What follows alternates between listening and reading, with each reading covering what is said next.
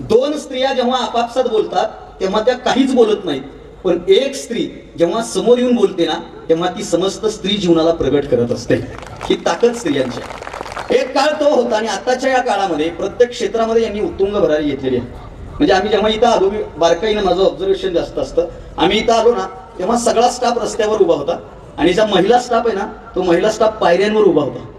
आणि पप्पाळे आप्पांसोबत सर्व संचालकांसोबत मी पायऱ्या चढत चढत चढत चढत वर जात होतो आणि माझ्या मनामध्ये विचार आला की यशाच्या प्रत्येक पायरीवर जर स्त्री खंबीरपणे पुरुषाच्या पाठीमागे उभी असेल तर साई मल्टीस्टेट सारखं वैभव पुरुषाला उभं करता येतं.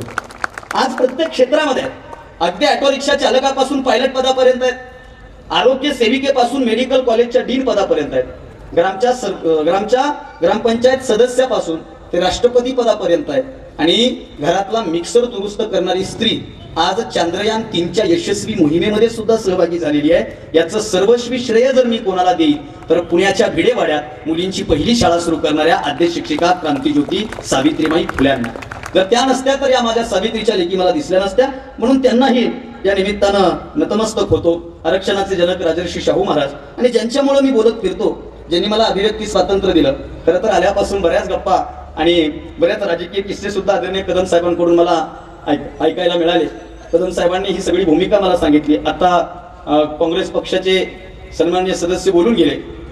खरं तर सध्या सर, आता सगळ्यांना माहिती आहे मी जरा मोकळा बोलणारा माणूस आहे. सध्या राजकीय स्टेजवर जायला मी प्रचंड घाबरतो, कारण परिस्थिती फार भयानक आहे सध्या. माझ्या गावात एक पोरग खळत खळत हसत हसत रोज झोपताना सगळे झेंडी घेऊन झोपायले सर. एके दिवशी त्याचा बाप मला, तुला हे काय येड लागले ते मला सांगता येत नाही साहेब, उद्या कुठं असतील. त्याच्यामुळे रात्री झोपताना झेंडे घेऊन झोपलेलं बरं आहे. आणि विशेष म्हणजे काल मी नांदेडमध्ये होतो, तिथं तो हे बोललो, विचार करा. आता काही नाही उद्या कळेल, पण कळावं. या महाराष्ट्रामध्ये आदरणीय कदम साहेब बोलत असताना त्यांनी एक गोष्ट सांगितली की त्या काळामध्ये पहिल्यांदा मी 4 मतांनी मागो होतो, नंतर 16 मतांनी पुढे गेलो, नंतर 7 मतांनी पुढे गेलो. मी सगळं बारकाईनं ऐकत होतो आणि या सगळ्या गोष्टी पाहत असताना माझ्या डोळ्यासमोरून एक गोष्ट गेली. ते म्हणले मी अत्यंत म्हणजे संघामध्ये काम करणारा आणि सामाजिक बांधिलकी जपणारा, परंतु मला संधी मिळाली आणि मी हे काम करू शकलो. खरं तर भारतामधल्या लोकशाहीचा हा सगळ्यात मोठा विजय आहे की सर्वसामान्य घरातला सामान्य माणूस सुद्धा या देशातला आदर्श राजकारणी होऊ शकतो आणि समाजाच्या समोर एक आदर्श निर्माण करू शकतो. मला काय बोलायचंय बघा, ज्यांच्यामुळं मी सुद्धा महाराष्ट्रभर बोलत फिरतो, ज्यांनी मला हे बोलण्याचं अभिव्यक्ती स्वातंत्र्य दिलं आणि ज्यांनी या भारताला लोकशाही दिली. खरं तर 26 नोव्हेंबर 1949 ला घटना समितीच्या समोर संविधान अर्पण केल्याच्या नंतर 2 महिन्यानंतर म्हणजे 26 जानेवारी 1950 ला जेव्हा ही घटना स्वीकारली तेव्हा सभागृहाच्या बाहेर पडलेल्या बाबासाहेबांना एक माय माऊली हात धरून प्रश्न करते की बाबासाहेब तुम्ही आज आनंदी आहात, तुमच्या चेहऱ्यावरचं हास्य काहीतरी वेगळं बोलून जातंय, तुम्ही का आनंदी आहात?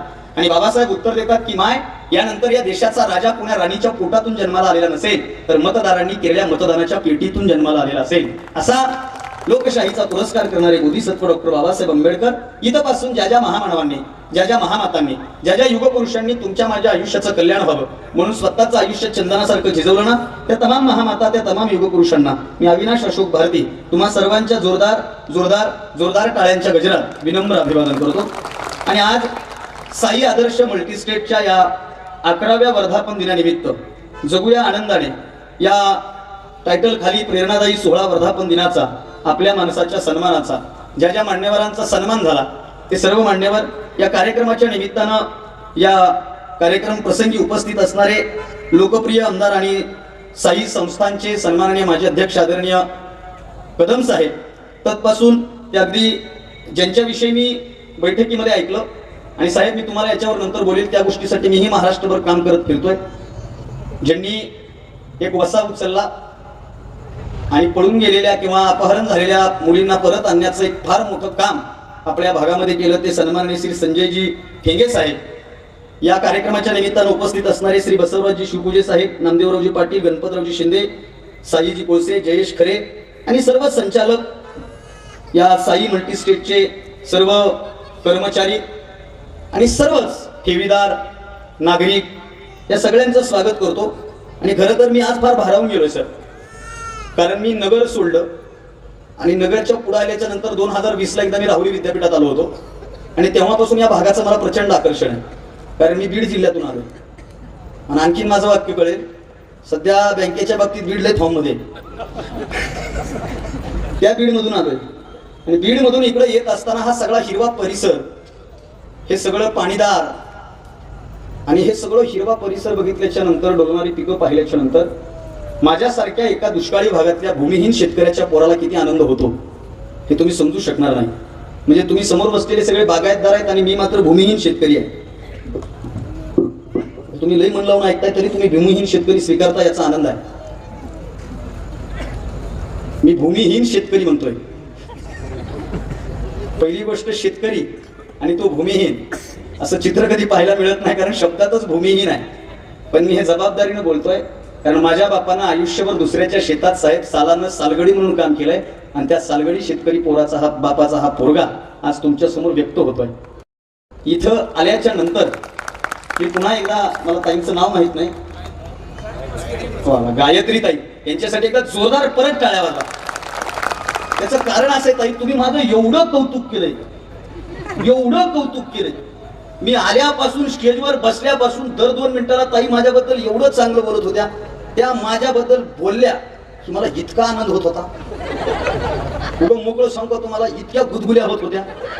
कारण काळ इतका भयानक आहे की ज्या काळात कोणीच कोणाबद्दल चांगलं बोलायला तयार नाही, ज्या काळात कोणीच कोणाबद्दल चांगलं बोलायला तयार नाही, कधी कधी आम्ही आमच्या गावातल्या आमच्या शेजारच्या माणसाबद्दल चांगलं बोलायला तयार नाही, अशा भयानक काळामध्ये 350-400 किलोमीटरवरनं आलेल्या या पोराबद्दल ताई तुम्ही इतकं चांगलं बोललात, तुमचे आभार आहेत.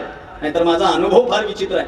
त्यात झाले काय माहितीये का, हे जे आप्पांनी जो फोटो टाकलाय का नाही, तो जरा जास्त गोरा झाला, खरंच गोरा झाला. मी पाठवलेल्यापैकी नाही दुसराच आप्पांनी फोटो टाकला, कुठून मिळाला कुठून गोरा झाला माहित नाही. बरेच जण मगापासून बॅनरकडे बघायले तर माझ्याकडे बघायले, आणि त्यांच्या मनात प्रश्न पडला, हे फोटोत गोरं दिसायले, आता तिकडे बघितलं की मी दिसत नाही. तरी बरं हे फोकस लावलेत म्हणून मी चमकायलो. नाहीतर माझा कलर असा आहे, मी जर हायवेला उभा राहिलो तर गाडीवाल्याला पुढे गेल्याच्या नंतर कळते मागं कोणी होतं काय. पण आपल्याला आपल्या रंगाचा अभिमान आहे. माझा अनुभव एवढा विचित्र आहे. काय झालं, एकदा मी एका कार्यक्रमाला गेलो, तेव्हा काय मी टीव्ही चॅनलला नव्हतो, तेव्हा काय मी युट्यूबला नव्हतो, इन्स्टाला नव्हतो, सोशल मीडियाला नव्हतोच मी. आणि तेव्हा मी एका कार्यक्रमाला गेलो आणि तेव्हा मी आपलं एसटीनं वगैरे फिरायचो, स्पर्धा करायचो, फिरत राहायचो. आणि एका कार्यक्रमात गेलो, कार्यक्रमात गेल्याच्या नंतर तिथल्या निवेदक आले आणि निवेदकाने विचारलं, वक्ते आलेत का? ते म्हणे हो आलेत. मग कुठले आहेत वक्ते? ते म्हणे बीड जिल्ह्यातल्या अंबाजोगाई तालुक्यातले. त्यांनी लगेच मोबाईल काढला, मोबाईलवर टाकलं बीड कशासाठी फेमस आहे. तर मोबाईलनं सांगितलं बीड हे दुष्काळी भागासाठी आणि ऊसतोड कामगारांसाठी फेमस आहे. आता तो काही स्टँडर्ड नव्हता, ग्रामीण भागातच होता, पण त्यानं वर्णन सुरू केलं. बोलता बोलता फार वर्णन भारी करतात. त्यानं वर्णन सुरू केलं, वक्ते आलेत, महाराष्ट्रातला एक दुष्काळी भाग म्हणजे मराठवाडा, त्या दुष्काळी भागातला एक दुष्काळी जिल्हा म्हणजे बीड जिल्हा, आणि त्या दुष्काळी बीड जिल्ह्यातलं एक दुष्काळी नेतृत्व.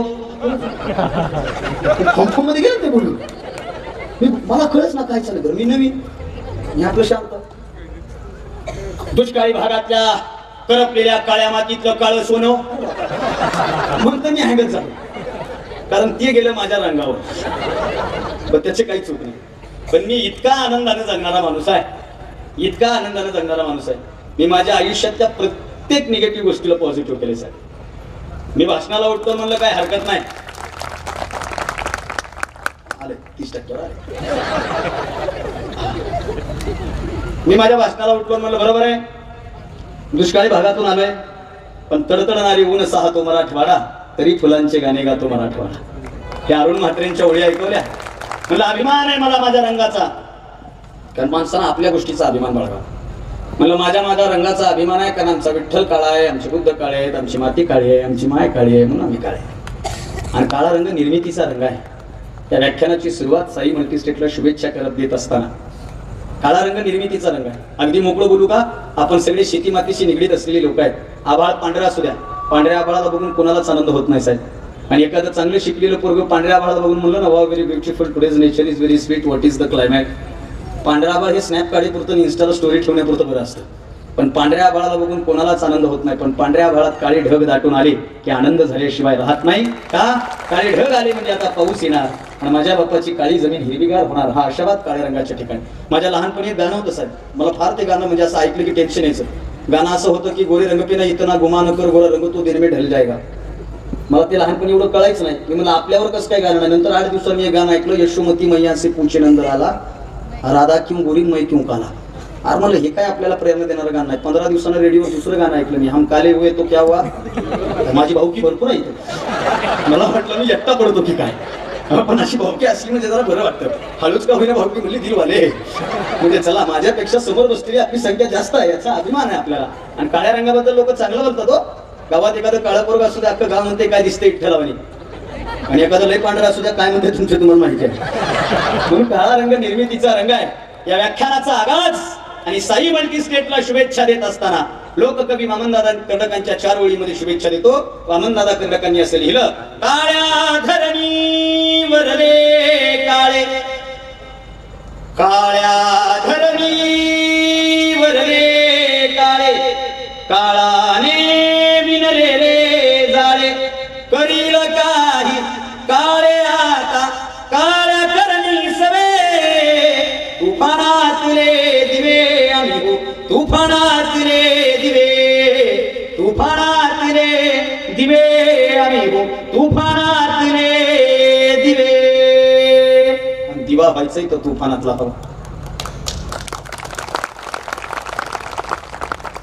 हवा. खरंच इमानदार नो असो.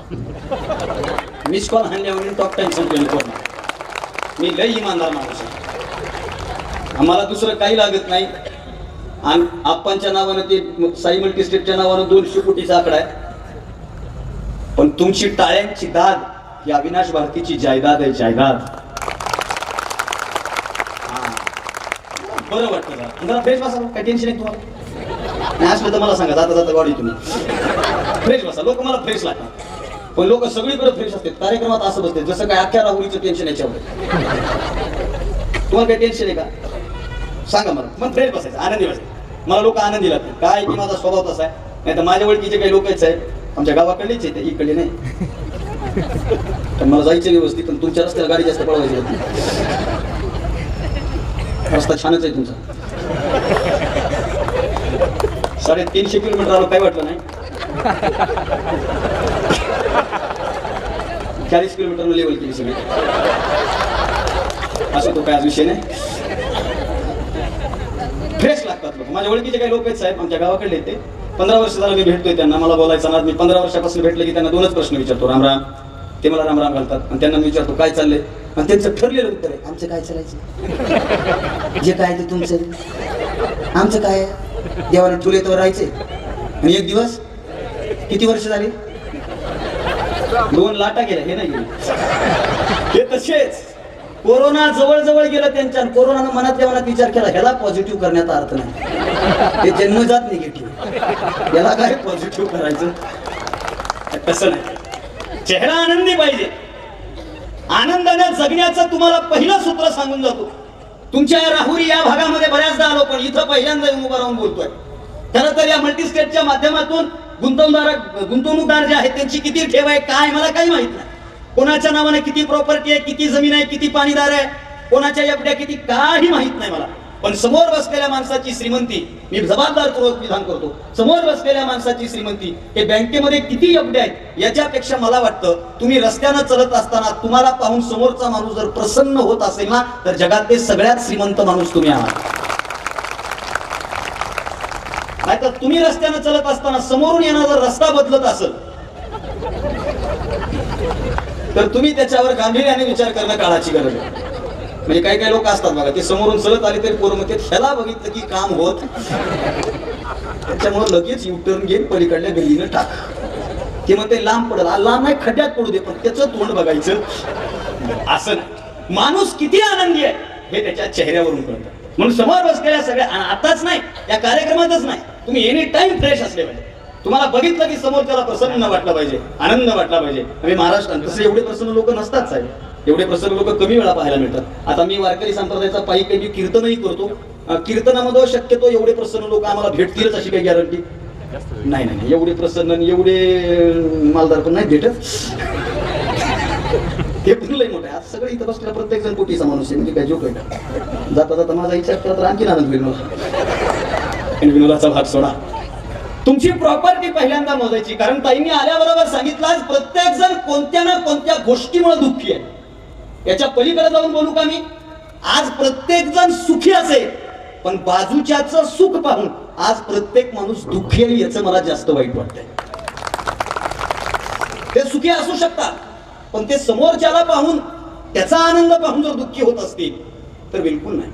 हो, एखादा कफल्लक माणूस, एखाद्या माणसाकडे 18 विश्व दारिद्र्य आहे, पण त्या माणसाकडे बघितल्याच्या नंतर प्रत्येक जण म्हणतो साला याच्याकडे काहीच नाही, पण हा जगण्यातला राजा माणूस आहे.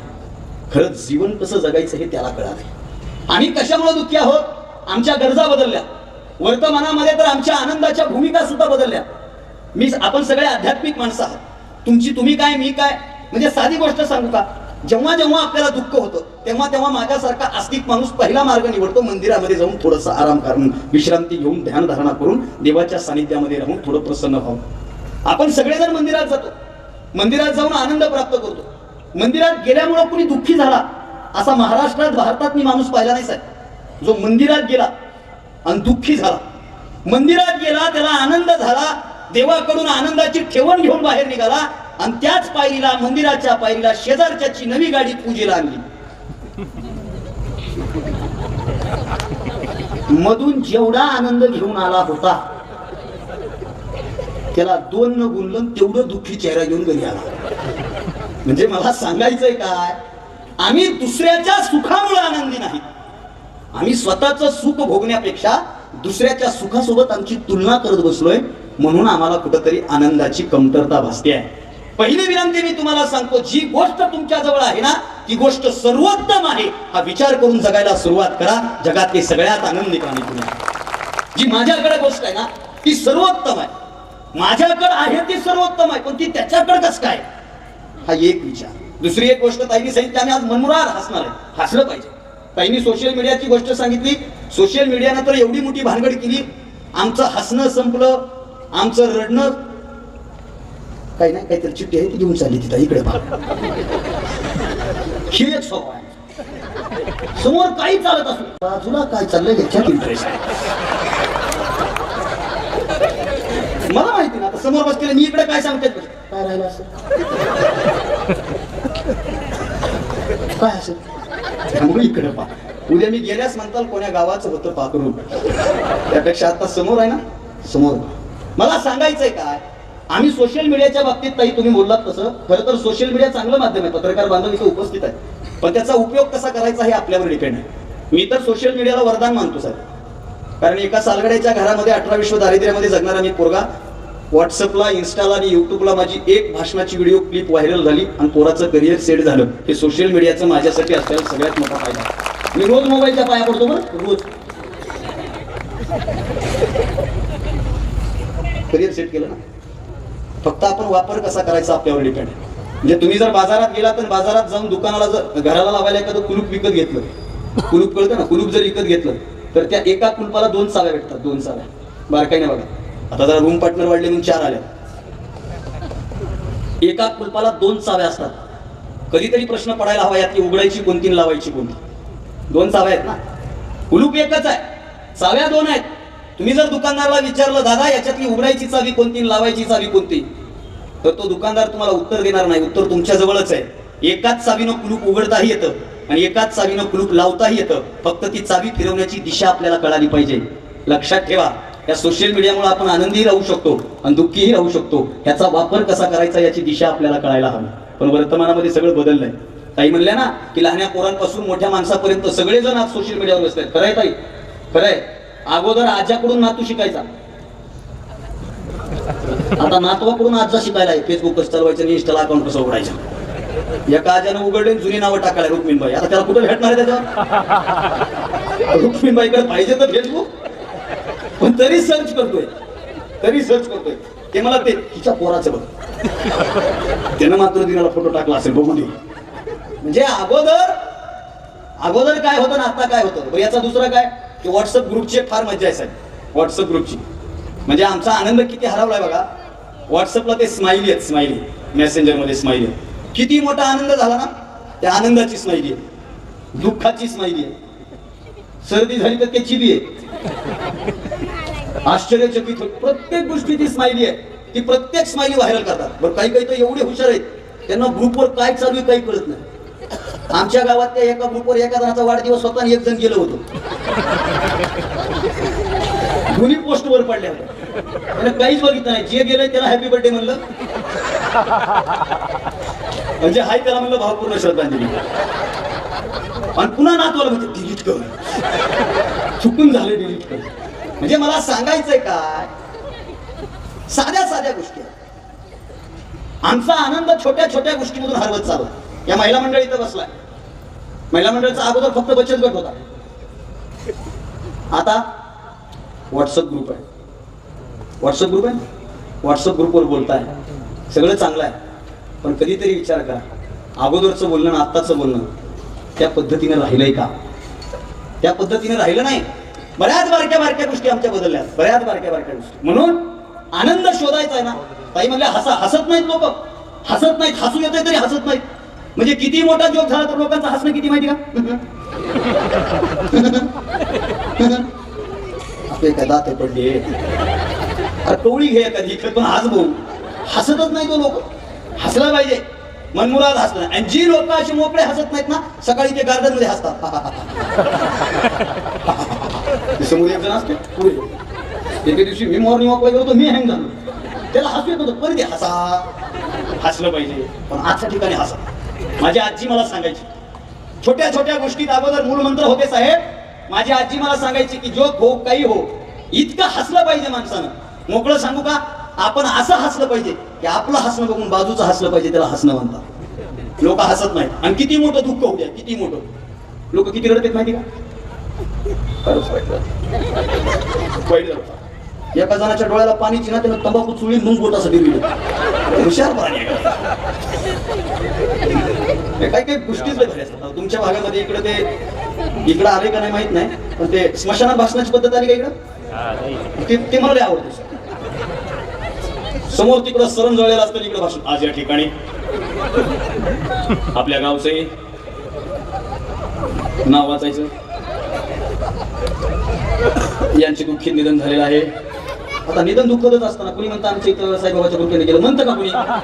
बरं ते गेल्यामुळे अख्ख्या गावाला जरी आनंद झाला असला तरी अख्खं गाव का म्हणतात जड अंत करणारा भाऊ पूर्ण श्रद्धांजली. जड म्हणजे काय वजन वाढते का काय? पण म्हणतात का नाही? खरं सांग, मला काय सांगायचं बघा, फरक मला आहे का नाही? बरं आता मोकळं सांगा, स्मशानात लोक असे सिरियस बसतात का सर? बसतात. 15 दिवसापूर्वी माझ्या एका मित्राचे चुलते गेले म्हणून मातीला गेलो. मी लय स्पष्ट मोकळा बोलणारा पोरगा. मी मातीला गेलो सर. तिकडं पुढं सगळी तयारी चालू. एकानं मला रामराम घातला, ते हळूच मला म्हणते कुठं पोरगी असती का बघा, पोराचं यंदा जमवायचं. म्हणलं हे जाऊ दे, ह्याचं होऊ दे. लोकांना त्याचं घेणं देणं असं नाही, असं बिलकुल नाही. एखाद्याच्या दुःखामध्ये सहभागी होत असताना दुःखी व्हायचं असेल ना, तर तिथं लोकांची माणसं कुठेतरी गळून पडते. ही वर्तमानातली सगळ्यात मोठी शोकांतिका आहे. ती बदलायला हवी. आम्ही कधीतरी आम्हाला दुःख कळायला हवे. अगोदर माझी आजी सांगायची की बाळा, आभाळामध्ये काळे ढग दाटून आले की पाऊस इतका पडायचा की विचारायची सोय नव्हती. आणि माणसाला साधं खर्चटलं ना तरी माणसं इतकी रडायची की विचारायची सोय नव्हती. वर्तमानामध्ये या काळ्या ढगांना धरून लदलद हलवलं ना तरी टिपूसभर पाणी गळत नाही. माणसासमोर माणसाला जिवंत जाळलं ना तरी आमच्या डोळ्यातून आसू ढळत नाही. इतकी विचित्र सध्या वर्तमानात परिस्थिती आहे. माणसासमोर माणसं जाळली तरी आमच्या संवेदना जाग्या होत नाही. काही म्हणले हसलं पाहिजे. खरं तर 2 वर्षामध्ये आम्ही हसणं विसरलो, खरंच विसरलो साहेब. कोविडमध्ये फार तुम्ही चांगलं काम केलं. मी सोशल मीडियावर सुद्धा पाहत होतो, मगाशी आपलं बोलणं राहून गेलो. हा, कोविडमध्ये फार चांगलं काम झालं. लॉकडाऊन होतं, पूर्णपणे लॉकडाऊन होतं, पाळलं ना लोक.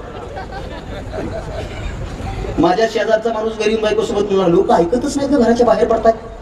तुम्हाला तुला कोण म्हणले? सकाळी मी गेलो नव्हतो का, तेव्हा मी पाहिले. काही काही लोक एवढं उलटे वागले साहेब, एकटे असताना मास्क लावायचे, मित्र भेटा की काढायचे. आता काय सांगू तुम्हाला, लई छोट्या छोट्या गोष्टी आहेत, लई छोट्या छोट्या. त्या 2 वर्षामध्ये लोकांचं हसणं गेलं. लोक हसली नाहीत का? मरणाची टंकी तलवार डोळ्यासमोर होती म्हणून लोकांचं हसू गेलं. दुसरी एक गोष्ट बोलू का, इकडलं काय माहित नाही पण आमच्या गावाकडलं खोकला एक गेला. खोकला गायबच झाला असला आमच्या इकडला. आमच्या शेजारच्या माणसाला खोकल्याचा रोग होता. मी एका दिवशी म्हणलं बाबा खोकला, ते मला राहिला. तर त्याला माहिती खोकलं की 14 दिवस उचलून न्याले, त्याच्यापेक्षा न खोकलेलं बरं. आता कसे हसले बघा बरं तुम्ही. हे सगळं याच्यासाठी सांगतोय, आम्हाला हसू वाटतं पण आम्ही हसत नाही का? कारण आम्हाला आता गोष्टी बदलल्या. आता आम्ही जगाचा विचार करतोय. हे काय ऑड वाटेल का? ते माझं बिहेवियर माझ्या वागण्याला चांगलं दिसणार नाही का? आणि लोकांना दुसऱ्याच सवय लागते, दुसऱ्या गोष्टी स्वीकारू नका. आता मी कसं आहे सर, मी लय मोकळा बोलणार पोरगा, मी माझ्या भाषेत बोलतो. मी आता सरांना सांगितलं मी मराठीमध्ये PhD करतो, मराठी विषयात भाष्य कवितेत मी PhD करतोय.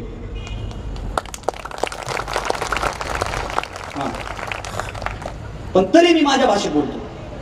उगाच जर तुमच्या समोर बोलायचं मी सुरुवात केली, सज्जन हो आपणास आनंदाच्या ठेवणीबद्दल जर सांगायचे झाले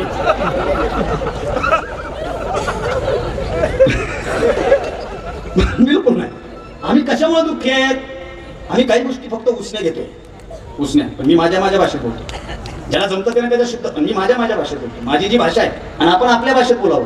माणूस किती मोठा झाला तर आपल्या भाषेत बोलावं. त्या कोरोनाच्या काळामध्ये आम्ही गावात होतो, एक पुण्यात होता आमचा मित्र राहिला, ते पुण्याला जाऊन 8-15 दिवस राहिलो होतो, 8-10 वर्ष राहिलो होतो. ते गावाकडे आलं आणि गावाकडून आम्हाला डोंगर म्हणते हाय गाईज. एकदा झालं, दोनदा झालं, हाय गाईज, हाय गाईज. म्हणलं बोल बाई, आता काय पर्याय काय आपल्याला? आपल्या मित्राला गाईज म्हणून बोलण्यात प्रेम आहे का भावा म्हणून बोलण्यात प्रेम आहे? भावा म्हणून बोलण्यात प्रेम आहे ना. तसं मी माझ्या भाषेत बोलतो, काय असेल काय नाही. आम्हाला काय झालं, माझ्या ओळखीचा एक मित्र आहे, तो बोलतो ऍक्च्युली काय झालंय ना, ऍक्च्युली आपल्याला तर ऍक्च्युलीची स्पेलिंग सांग. कशी लोक आहेत बघा. एक जण तर म्हणला ह्या इलेक्शनचा सगळा गॅस मी काढून ठेवलाय. HP चा आहे का इंडियनचा आहे कोणता आहे? त्याला गेस म्हणायचं होतं, गेस. पण ते मला गॅस काढून ठेवलाय. म्हणजे मला काय सांगायचं आहे, आम्हाला व्यक्त व्हावं वाटतो, आम्हाला बोलावं वाटतं, आम्हाला हसावं वाटतं. पण आम्ही का हसत नाहीत की माझ्या हसण्यामुळं समोरच्याला काय वाटेल या एका विचारामुळे आम्ही आमचं हसणं विसरून बसलोय. विषय सोडून द्या, आपलं जगणं आहे, आपलं आयुष्य आहे. आपण आपल्या पद्धतीनं आपल्याला कसा आनंद मिळेल याच्यासाठी जगायला सुरुवात करणं काळाची गरज आहे. ती तुम्ही करा. बघा प्रामाणिकपणे, कोणाला पटेल नाही पटेल, मी तुमच्या भावासारखा भाऊ. बाप सगळ्यात जास्त जीव पुरीला लावतो. आजूक मोकळं सांगा, ए बाळा तुला दिदी का? तुला नाही का? तुला नाही का? तुला आहे का नाही? दिदीचं ऐकून आपल्या पप्पाने आपल्या 2-3 हरले तरी. मला अनुभव आहे, मला सख्या 3 आहेत, त्या तिघी एक आहेत. म्हणजे आता कसं सध्या 3 एक आहेत, तसं त्या तिघी एक होत्या. आणि त्या तिघी एकत्रित झाल्या ना, त्यांची ते म्हणजे त्रिगुणात्मक त्रिमूर्ती दत्त. आणि माझी अवस्था कशी असते माहिती का? दत्ताच्या पुढे काय असते? सेम कंडिशन तसली आहे. सर अख्ख्या दिवाळीत मी म्हणू लागलो मी कार्यक्रम करीत नाही. मा बाप म्हणला कर कर कार्यक्रम. आलास की फक्त पाकिट मला दे. म्हणलं का? पुरी आल्यात. म्हणजे मी फिरायला ह्याच्याशी घेणं देत नाही. पुरगी घरून नटून थटून गेली पाहिजे हा विचार बाप करतो. बाप म्हणून सगळ्याला सांगणाय बापाचा विचार. बोलण्यासारख्या बऱ्याच गोष्टी मी माझ्या बापासाठी जगतो. साहेब मी माझ्या बापासाठी जगतो. मागाशी त्यांनी उल्लेख केला होता त्या गोष्टी. मी माझ्या बापासाठी जगतो. माझा कीर्तनकार म्हणून उल्लेख मी वाटत नाही पण आहे. म्हणजे कीर्तनकार म्हणलं की लोकांच्या डोक्यात 3 गोष्टी फिटे. त्याची भली मोठी गाडी, बक्क्याची बक्क्या, बॉडी लांब लचक दाढी. गाडी किती वर्ष झालं, बॉडी तुमच्या समोर उभी आहे, दाढी आता ठेवायला लागलो. कारण सध्या दाढीवाल्याचा जमाना आहे. काळी असो की पांढरी असो, जग बदलू शकतो. म्हणून आता दाढी वाढवायला सुरुवात केली. आपल्याकडे बॉडी नाही, दाढी नाही, आपली काडीवर माडी आहे. पण रोज खेडोपाडी जाऊन समाज प्रबोधन आणि परिवर्तन करत फिरतो. रोज इथं बसलेल्या पोरांना सांगण्यात तरुण पोरं बसलीत. आता ठरवा, संकल्प करा. या कार्यक्रमाचं सार्थकीकरण तुम्हाला हसवून जाणं हा नाही. या कार्यक्रमाचं सार्थकीकरण, इथं फार सुंदर कार्यक्रम झाला, चांगलं जेवण झालं, याच्यामध्ये या कार्यक्रमाचं सार्थकीकरण नाही. या कार्यक्रमाचं सार्थकीकरण कशामध्ये? आज या कार्यक्रमामध्ये समोर बसलेला एखादा पोरगा इथं सत्कार झालेल्या मान्यवरांची प्रेरणा घेऊन येथून बाहेर पडावा आणि पुढच्या वर्षीच्या या वर्धापन दिनाला 12व्या म्हणजे 1 तपपूर्तीच्या आपल्या या वर्धापन दिनाच्या निमित्तानं आयोजित कार्यक्रमात समोर बसलेल्या पोराचा एखादा अधिकारी